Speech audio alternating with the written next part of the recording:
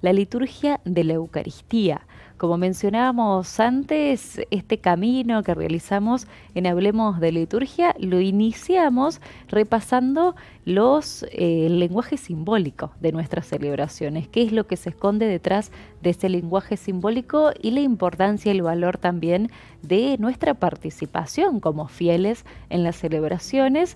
Después ya sí nos adentramos en los distintos momentos de la celebración de la misa, considerando estos tres momentos centrales: los ritos iniciales, la liturgia de la palabra y la liturgia de la Eucaristía. Entonces es el tema que nos convoca hoy y con esto concluimos este recorrido, este camino junto al Padre Mario Sánchez.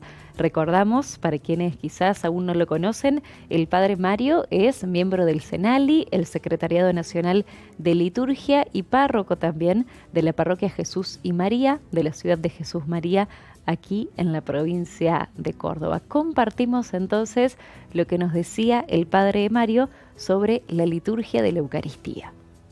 ¿Cómo les va? Hoy vamos a continuar con esta hermosa propuesta que es justamente profundizar en la liturgia de la Eucaristía, en la misa. Hemos venido hablando de la liturgia de la palabra, después de haber visto los, los ritos iniciales. Y la verdad que siempre cuando uno termina la liturgia de la palabra, haber escuchado la palabra, sabemos que lo que sigue, que es toda la liturgia eucarística, es donde Cristo va de algún modo a cumplir, ¿no? Lo que hemos escuchado en su palabra y lo que se ha aclarado un poco en la homilía, podríamos decir.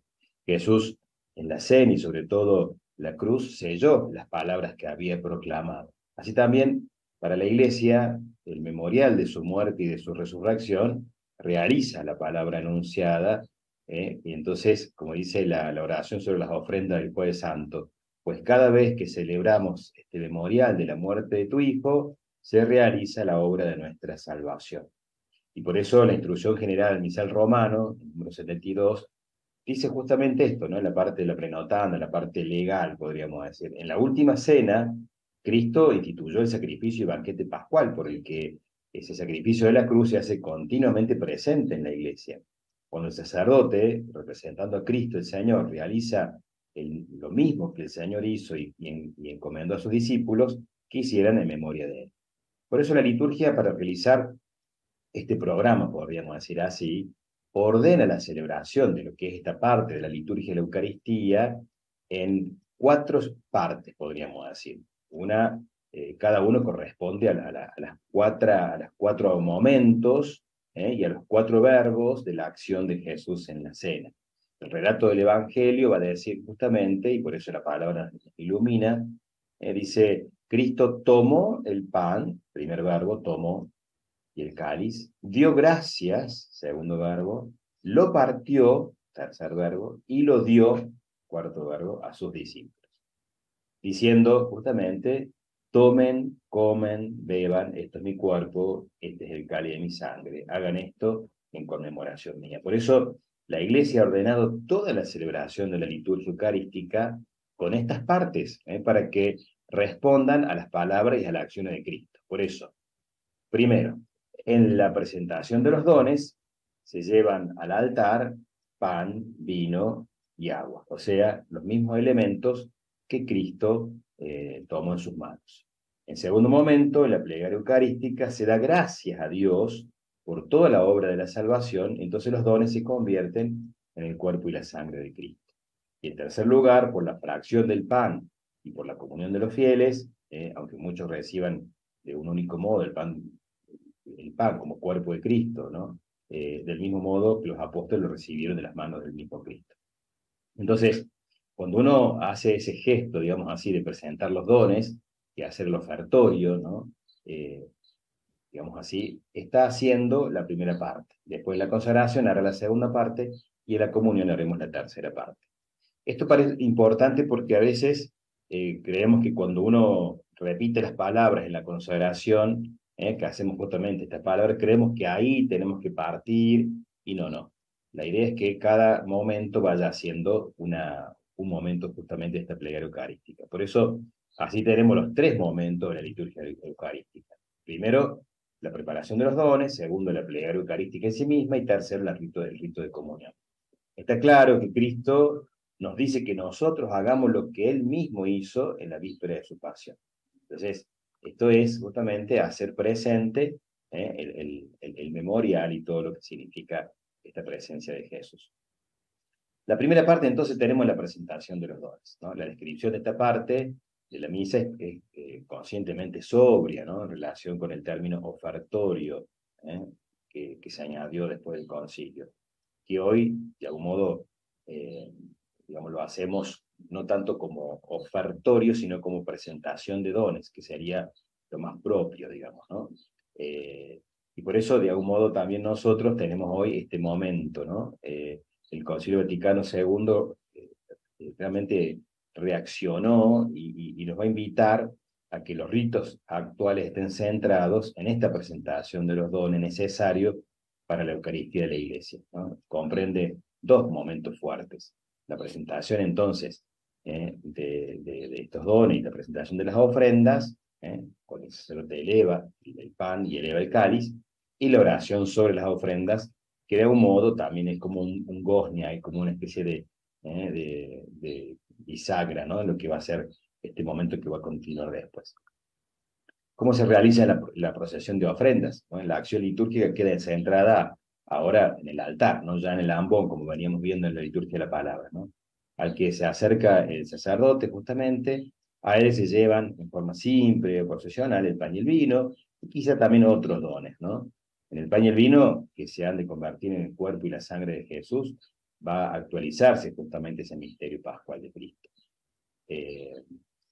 Y quizá es un dato folclórico y poco litúrgico, esta procesión a veces con distintos, por ejemplo, frutos del campo, trabajos manuales del grupo, Biblias, cuando ya hemos tenido la palabra ahí leída, otros libros, ¿no? Simbolizando, no sé, nuestro compromiso de estudiar, guitarras, etcétera, etcétera. En definitiva, son signos y no son dones, ¿no?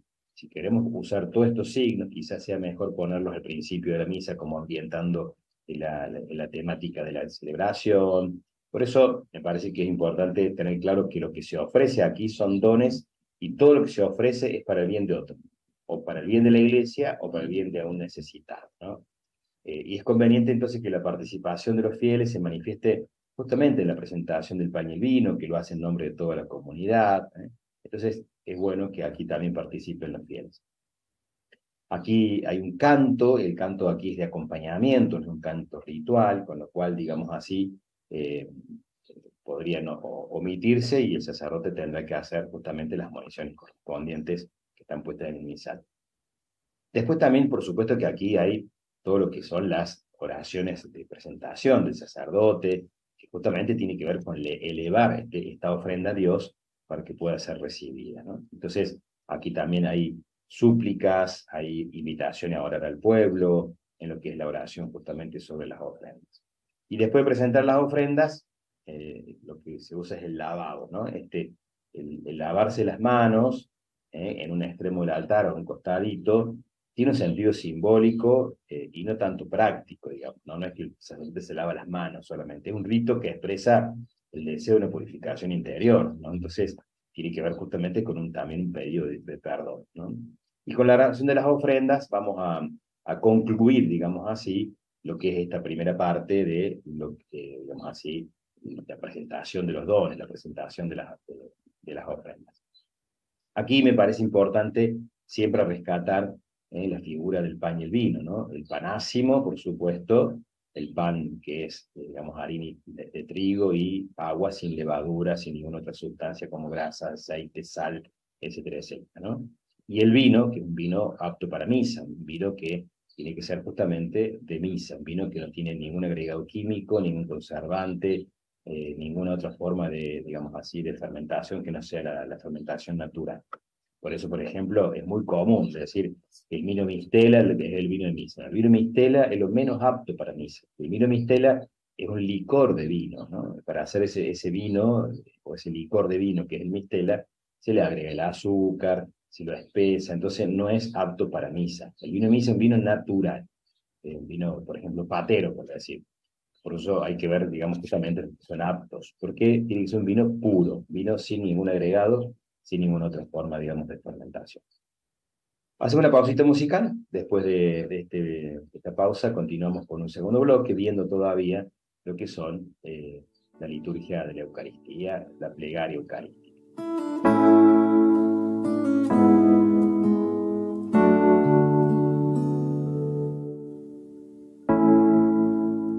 Estás aquí en este pan, estás presente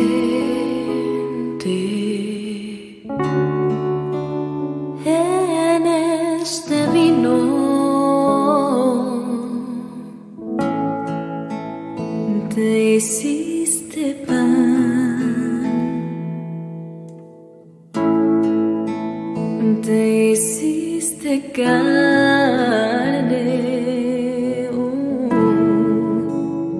para salvarme,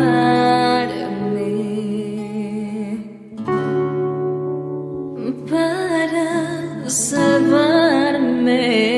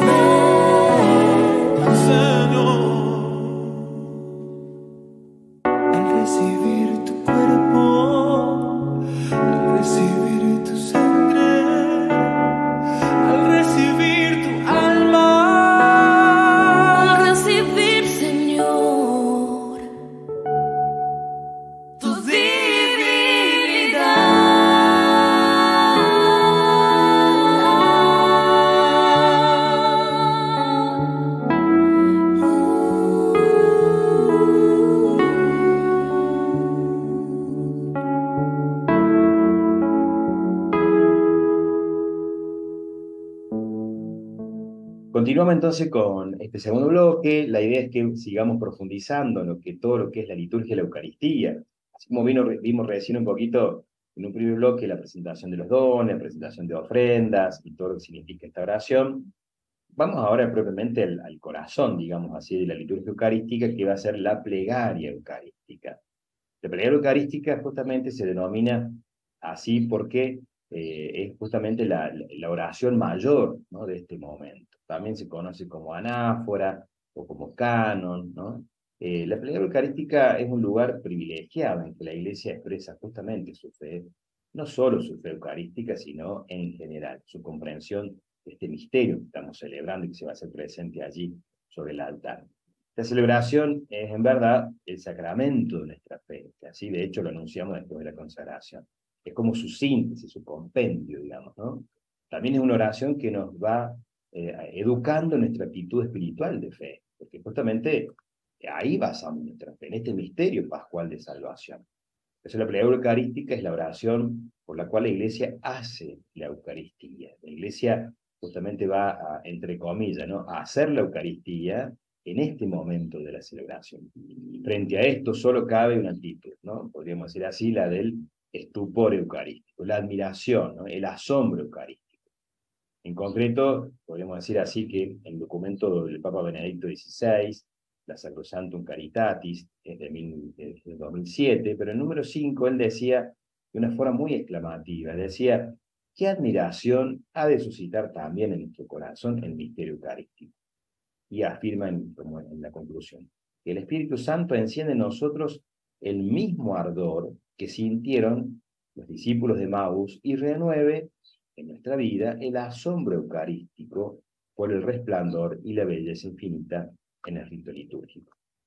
Es decir, esta expresión pone en continuidad, ¿no?, justamente lo que fue el documento del Papa Juan Pablo II cuando habló de Eclesia de Eucaristía, ¿no?, donde de algún modo ahí tenía como, claro, como una versión realmente muy buena de lo que significaba el rito, ¿no? Entonces, en la presente encíclica va a decir allí el Papa Juan Pablo II: deseo suscitar este asombro eucarístico. Por eso es interesante destacar que por cuatro veces en la encíclica del Papa habla del asombro eucarístico.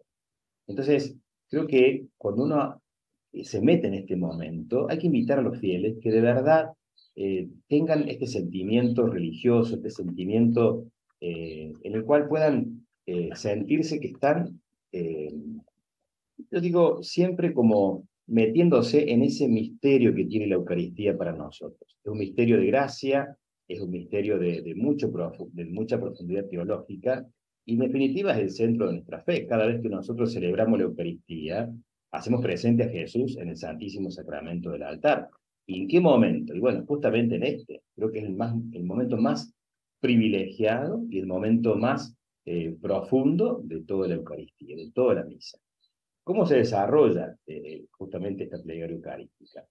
Desde el punto de vista, podríamos decir, literario, donde se ha captado lo que eran las bendiciones del culto judío, se fueron tomando, digamos así, este momento de dar gracias al Señor, como lo hizo en la última cena, y después de algún modo, haber pronunciado esa acción de gracias, vuelve a ofrecer justamente ese momento y se hace él mismo presencia. Y de algún modo adelanta todo lo que fue el sacrificio pascual en la cruz. Por eso la acción de gracias está como continuada por una aclamación, en la cual, digamos así, se eleva como al 3 veces santo, la oración, el canto. Por eso ahí termina esta acción de gracias que llamamos prefacio, con el santo, santo, santo. Después la epíclesis, que es la invocación del Espíritu Santo. Digamos así, toda plegaria eucarística, hay muchas plegarias eucarísticas desparramadas en el misal que uno puede elegir de acuerdo a la temática, y tenemos una riqueza admirable, ¿no?, en nuestro misal. Toda tiene en este momento la la epíclesis, que es el momento en el cual el sacerdote pone las manos sobre los dones de este pan y vino que se han presentado. Y es el momento en el cual nos arrodillamos. En ese momento nos arrodillamos. Si queremos tener una clave, un signo en el cual nos arrodillamos, ese momento de donde el sacerdote impone las manos, que justamente hace sombra, poniendo las manos sobre el pan y vino, hace sombra, como signo de la efusión del Espíritu, sobre los dones. Y después viene propiamente la narración, la institución, la consagración, ¿no?, del pan y vino. Por las palabras y acciones de Cristo se realiza entonces el sacrificio que el mismo Cristo instituyó en la última cena, cuando ofreció su cuerpo y sangre bajo la especie de pan y vino, y lo dio a sus apóstoles como comida y bebida, y les dejó el mandato de perpetuar este misterio. Luego viene quizá un nombre que es bastante nuevo para nosotros, que es la anamnesis. La anamnesis, la Iglesia, cumpliendo el mandato que recibió de Cristo, el Señor, por medio de los apóstoles, realiza este memorial del mismo Cristo, recordando especialmente su venida, digamos así, después de haber sido elevado al cielo. Recuerda, ¿no?, que Él cumplió una pasión, vivió la gloriosa resurrección, ascendió al cielo, y de algún modo volverá, ¿no?, al final de los tiempos. Entonces, la anamnesis, que sería como una palabra contraria a amnesis, ¿no? Es recordar el misterio que Jesús hizo en su redención. No solamente la encarnación, sino también la muerte, resurrección, ascensión al cielo y su venida al final de los tiempos. Después viene una palabrita que es muy importante, que es la oblación, en la cual este memorial, principalmente está aquí y ahora, digamos así, presente en el altar, y esta iglesia congregada ofrece al Padre en el Espíritu Santo la víctima inmolada, ¿no? Después vendrán las intercesiones por las cuales oramos por toda la iglesia del cielo y la tierra, nombramos de algún modo los miembros vivos y difuntos, nombramos al Santo Padre, a los obispos, a todo el pueblo reunido, ¿no? Y termina la plegaria eucarística con lo que llamamos la gran doxología final. En esta doxología se expresa la glorificación de Dios y se confirma y concluye con la aclamación del amén del pueblo. Cuando decimos por Cristo, con Él y en Él, a ti Dios, Padre omnipotente, la unidad del Espíritu Santo, todo honor y toda gloria por los siglos de los siglos. Amén. Es decir, es la síntesis de todo este sacrificio que hemos realizado, y es la síntesis de todo el misterio que hemos vivido y compartido. Pero eso es un momento muy importante, y ese amén que se responde a esto, afirmando y como acordando con esto, asintiendo con nuestra vida, nuestra historia, es un amén bien potente, un amén bien pronunciado, un amén que tiene que ser, digamos así, bien desde el corazón, desde nuestro sentimiento, de nuestra, digamos, adhesión de nuestra vida e historia, ¿no? Entonces, porque ese es el misterio, ¿no? Por Cristo, con Él y en Él, que está aquí presente. A ti, Dios Padre omnipotente, ¿no?, al cual le ofrecemos el sacrificio. Todo honor y toda gloria en el Espíritu Santo, que es el vínculo, ¿no?, entre el Padre y el Hijo. Todo honor y toda gloria por los siglos de los siglos. Es decir, estamos aclamando, estamos glorificando a Dios, y por eso la aclamación culmina con este amén tan fuerte y tan bien pronunciado que tiene que estar. Bueno, después por supuesto que hay todo un movimiento espiritual en la plegaria eucarística. Le llamamos movimiento espiritual a todo lo que estamos de algún modo diciendo, alabando y de algún modo también como ofreciendo al Padre, ¿no? Estamos alabando y bendiciendo a Dios, dándole gracias por todo lo que es su presencia en medio nuestro. Por eso todo este movimiento espiritual que converge, digamos así, en la plegaria eucarística, me parece que tiene que ser un punto de profundo encuentro, donde de algún modo tenemos que vincularnos con ese Dios que, bueno, que realmente nos da la vida y que de algún modo nos adhiere en su persona.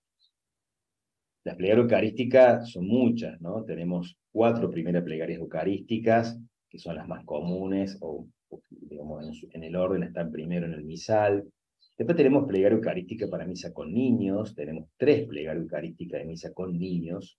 Recuerda que siempre decimos misa con niños y no de niños, ¿no? Porque no hay niños solos a veces en la misa. Después tenemos las plegarias de reconciliación, 2 plegarias de reconciliación, ¿no? Que eso, digamos, fue agregado posteriormente, digamos así, pero que son dicen mucho, digamos así, sobre qué es la reconciliación humana. Y después tenemos las famosas plegarias 5, que también son 4 plegarias de la fórmula número 5, en el cual también se agregaron posteriormente y se utilizan para misas de diversas necesidades, ¿no? Siempre tienen un prefacio propio y tienen como temáticas muy interesantes. Si bien esto lo sabe el sacerdote, pero está interesante que por allí nos animemos, sobre todo los que son equipos de liturgia, los que trabajan en la sacristía, ¿no? Que abramos el misal. De hecho, están todas las plegarias señaladas con las famosas solapitas al costado. Y bueno, y de algún modo se interioricen y se proponga al sacerdote o al que va a presidir la celebración que pueda usar de acuerdo a la temática quizá del evangelio, la situación del momento, comunitario. Hay muchas opciones, digamos así, que uno puede ir como variando. Y en esta variación justamente está la riqueza, ¿no? La riqueza que implica, ¿no?, tener un misal donde podemos realmente utilizarlo y de verdad poder como crear y ser creativos en lo que significa, digamos así, la celebración. Hacemos otra pausa y después un tercer bloque en el cual vamos a intentar terminar con lo que es la liturgia eucarística y hacer 2 palabritas sobre los ritos conclusivos. Hacemos una pausa y ya volvemos.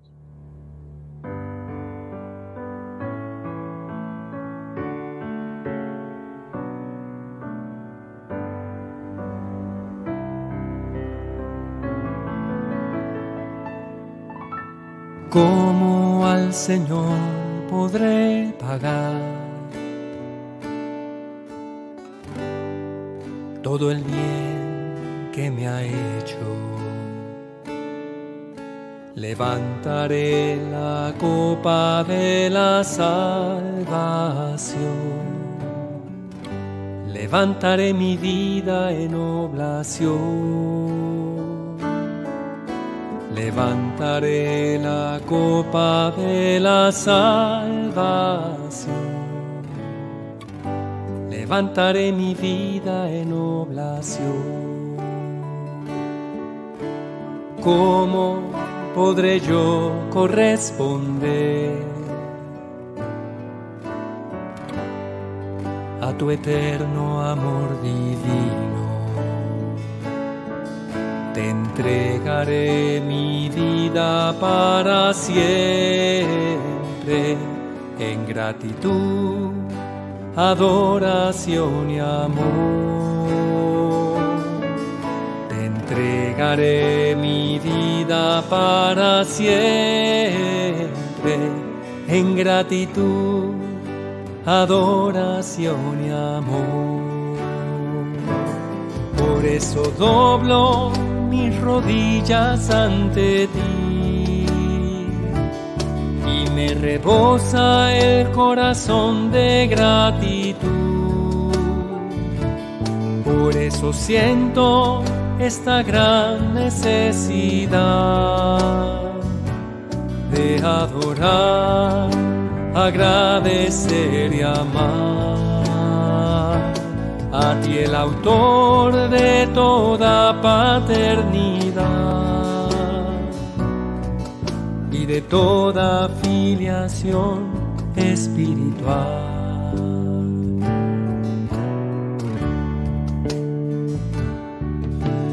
¿Cómo al Señor podré pagar? Gracias, Señor, Todo el bien que me ha hecho. Levantaré la copa de la salvación, levantaré mi vida en oblación, levantaré la copa de la salvación, levantaré mi vida en oblación. ¿Cómo podré yo corresponder a tu eterno amor divino? Te entregaré mi vida para siempre, en gratitud, adoración y amor. Te entregaré mi vida para siempre en gratitud, adoración y amor. Por eso doblo mis rodillas ante ti y me rebosa el corazón de gratitud. Por eso siento esta gran necesidad de adorar, agradecer y amar a ti, el autor de toda paternidad y de toda filiación espiritual. Padre divino, eterno amor, oh Jesucristo, unigénito de Dios, Espíritu Santo, yo te adoro y yo te amo, oh Santa Trinidad, y yo te amo, oh Santa Trinidad.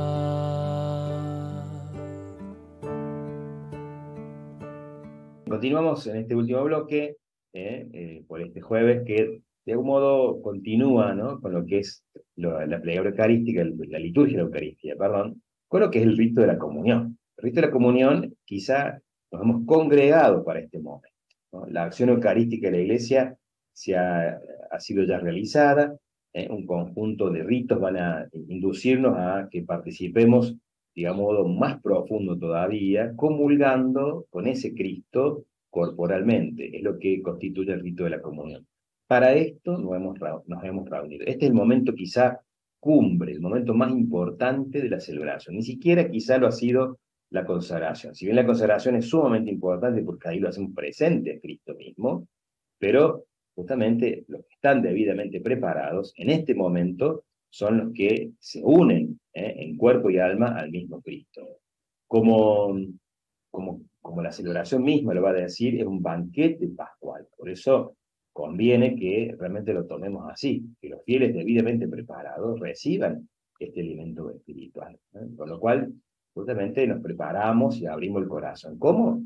A través de lo que llamamos la oración del Señor, ¿no? La oración del Señor, o la oración dominical, es la oración que nos va a abrir nuestro deseo de Dios, que es justamente el Padre Nuestro, ¿no? El sacerdote invita a orar, y todos los fieles junto con el sacerdote dicen la oración.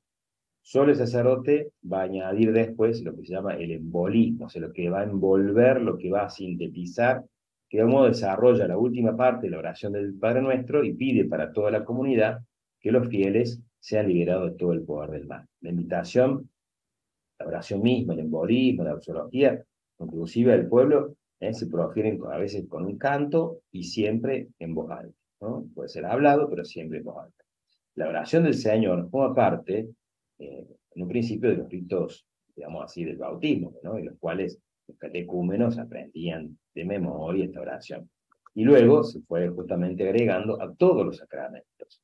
Entonces, hay una invitación del que preside a orar, la oración del Padre Nuestro, el embolismo y la doxología final de la asamblea o aclamación, que es tuyo el poder, tuyo el reino y la gloria por los siglos de los siglos, ¿no? Entonces, el Padre Nuestro de algún modo resume todo el Evangelio, porque es como una oración que es alimento espiritual del cristiano, ¿no?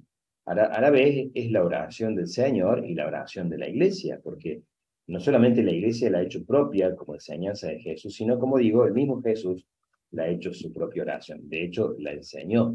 Y por eso, cuando uno reza el Padre Nuestro, de algún modo reza con las palabras quizá que el mismo Jesús rezaba al Padre, ¿no? Por eso, nos habla de un sentimiento interior. Si queremos conocer el pensamiento de Jesús, si queremos conocer su impronta, bueno, quizá rezando conscientemente el Padre Nuestro, nos vamos a dar cuenta, bueno, cómo es su pensamiento y su oración con el Padre. Luego vendrá de esto justamente el rito de la paz, ¿no? El rito de la paz que implora a la Iglesia por sí misma y para toda la familia humana la paz, la unidad, y los fieles se expresan en esta comunión eclesial dándose justamente este abrazo fraterno, este saludo fraterno, antes de comulgar el sacramento, ¿no? En cuanto al gesto mismo de entregar la paz, el modo, cada conferencia episcopal lo va a establecer, pero siempre es un saludo fraterno, un gesto simbólico de paz, con que la Iglesia implora para sí misma y para toda la comunidad la paz, la unidad, ¿no? Y los fieles se expresan este gesto en comunión eclesial. Bueno, creo que también para nosotros esto será un momento no de recreo litúrgico, sino, bueno, realmente de profunda unión. Por eso no hace falta que nos desplacemos a una punta del otro del templo, basta que sea un signo muy profundo, pero a veces con el que tengo al lado, con el que está adelante o atrás, justamente para que sea un signo y no es que yo tengo que saludar a todo el mundo. ¿Por qué? Porque en definitiva es simplemente una expresión simple, sencilla, de lo que es el deseo de la paz. Por eso el rito de la paz tiene como esta preparación, tiene como estos pasos, ¿no? Una oración de preparación, el que preside expresa el deseo de paz para los fieles y después invita a que se dé la paz.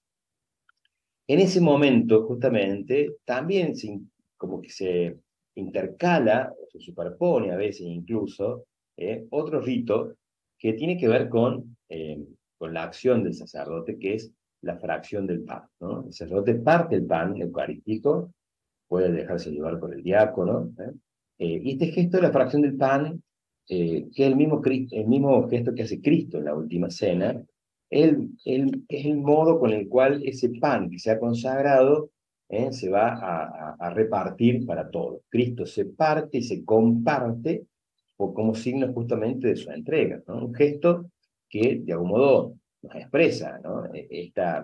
Este momento de entrega, ¿no? Este Jesús que yo voy a comulgar, este Jesús que yo voy a recibir para alimento espiritual. Acá hay un canto que también es ritual y de acompañamiento, que es el Cordero. El Cordero tiene que durar tanto y en cuanto dure la fracción de pan, que no es solamente cortar la hostia grande, sino quizá si se ha consagrado en un copón más grande, todo lo que es separar las distintas patenas para los ministros, para todos los que van a recibir la comunión, todo eso es fracción del pan, con lo cual el Cordero tiene que acompañar también este momento, ¿no? Este Cordero de Dios fue introducido hace muchísimos años. El Papa Sergio I, allá que hizo su pontificado entre el 687 y el 701, lo introdujo, digamos así, entonces siglo VII lo introdujo, y es de origen oriental, es un canto inspirado en las palabras del Bautista, ¿no? El saludar al Redentor, y con acentos de gloria y alabanza tomados del Apocalipsis en el Cordero, ¿no? Entonces, qué lindo hoy poder descubrir que nosotros tenemos como este momento, ¿no? Para poder de algún modo meternos en lo que significa comulgar que se ha partido. Por supuesto que la comunión vendrá como el cierre de este momento, el momento culminante de la celebración eucarística. La misa está enteramente orientada hacia el momento en que Cristo se entrega de manera efectiva a todos sus discípulos, ¿no? Y también ahora a nosotros. La comunión tiene entonces, en la secuencia actual, digamos, la preparación del sacerdote y los fieles a través de la oración y el silencio, la invitación a la comunión propiamente dicha, el canto que acompaña, el momento de un poquito de reposo, silencio y de acción de gracias, y la oración postcomunión, ¿no? Entonces, esa oración postcomunión cierra, ¿no? Todo este momento, cierra este hermoso rito, y sobre todo cierra todo lo que ha sido la liturgia eucarística. Para pasar entonces, y que quiero hacer rápidamente un pequeño reconto de lo que son los ritos conclusivos, ¿no? Cuya finalidad es como hacer bajar del tabor a los participantes del banquete, ¿no? Cuando Pedro le dijo, Señor, qué bien estamos acá, hagamos 3 carpas, y Jesús dijo, no, vamos, sigamos, vamos para adelante, sí, que nos falta mucho por andar. Entonces, el tabor, la transfiguración, el momento de la gloria, el esplendor ha sido quizá el encuentro con Jesús, Eucaristía, pero tenemos que seguir el camino, ¿no? Entonces, me parece que está bueno por allí darse cuenta de que nosotros tenemos este rito, ¿no?, de conclusión, así como tenemos el rito de inicio, no como parte esencial, pero sí como un momento de cierre, ¿no?, donde simplemente es muy sencillo. Hay ahí un pequeño, sería un avisito, saludo, bendición, despedida del pueblo y saludo al altar y procesión de salida. Entonces, no hay mucho más que eso, porque es un pequeño cierre, un pequeño, digamos así, una pequeña despedida, pero que nos habla de una misión. De hecho, el sacerdote, antes del concilio, decía, ite missa et, no era justamente como decir, bueno, ya está, terminó, balance. Quizá puede entenderse ahora, quizá el modo de haberlo traducido, podemos ir o pueden ir en paz, porque tiene que ser así, una invitación del que preside al que es la asamblea, ¿no? Pueden ir en paz. Pero no es ir en paz como que me quedo yo tranquilo, ya cumplí, sino justamente todo un sentido de misión. Y misa es, se decía antes, vayan a misionar. Es decir, lo que he vivido, lo que he compartido, lo que he hecho experiencia en este encuentro de su Eucaristía, bueno, lo llevo ahora en mi vida cotidiana. Entonces, creo que la misa tiene una prolongación, podríamos decir así, en la vida cotidiana. Una prolongación en lo que es justamente la vida de todos los días, digamos, ¿no? Entonces, toda esta conclusión, podríamos decir, que se ha realizado, bueno, tiene que ver con un envío y con un hacernos cargo de lo que hemos hecho en el encuentro con Jesús Eucaristía.